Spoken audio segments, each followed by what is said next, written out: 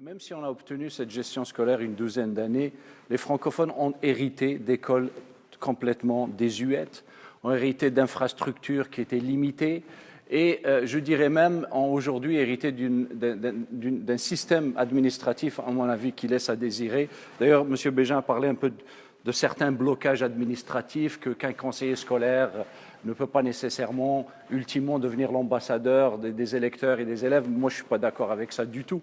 Moi, je pense que si un conseil de parents ne veut pas voir son conseiller scolaire, c'est qu'il y a un problème déjà à la base. Là.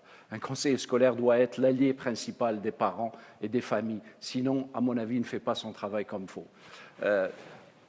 Maintenant, passons aux priorités éventuellement. Les priorités, à mon avis, pour le conseil scolaire aujourd'hui, c'est de devenir un conseil scolaire qui va pouvoir intégrer les différentes composantes de la francophonie aujourd'hui.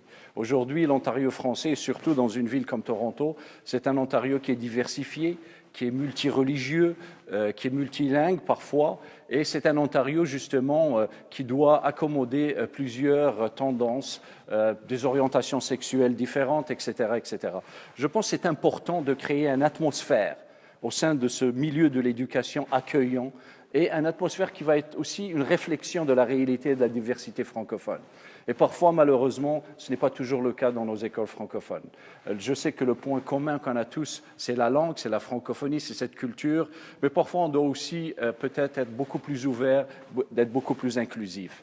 Je pense que le rôle du conseiller scolaire, pour parler de priorité, c'est de développer des stratégies pour que le conseil scolaire devienne aussi un partenaire des autres conseils scolaires. C'est vrai qu'aujourd'hui, il y a des règlements, il y a des lois, notamment le fameux article 444 qui dit que, quand une école se libère au sein du conseil scolaire public anglophone, il doit d'abord l'offrir éventuellement ou solliciter l'intérêt du conseil scolaire public francophone, mais ce n'est pas toujours le cas.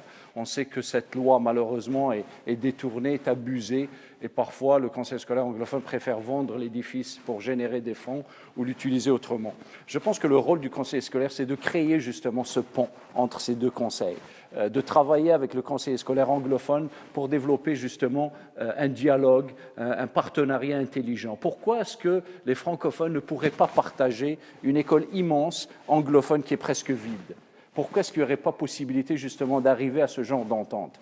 Je pense que le rôle du conseiller scolaire, c'est de permettre à ses commettants d'être dans un contexte où le travail se fait en harmonie pour le bien de la communauté en général.